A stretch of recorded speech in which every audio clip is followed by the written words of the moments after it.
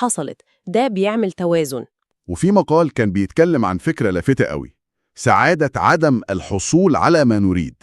دي بقى محتاجة وقفة. إزاي يعني؟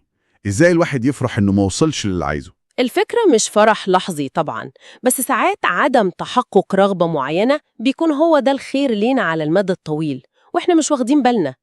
يمكن لو كانت اتحققت كانت هتقفل علينا سكة تانية أفضل، أو تدخلنا في مشاكل. فالمقال بيدعو لشوية تسليم صحي وتقبل لتقلبات الحياة. مش كل اللي بنعوزه هو بالضرورة اللي فيه مصلحتنا. المصادر قدمت كمان زي خلاصة كده، مفاتيح أساسية للسعادة. مقال لخصهم في 7. ال7 مفاتيح دول بيجمعوا خيوط كتير. ممكن نفتكرهم سوا؟ أكيد. أول حاجة الشغف، إن يبقى عندك حاجة بتحبها وبتحركك.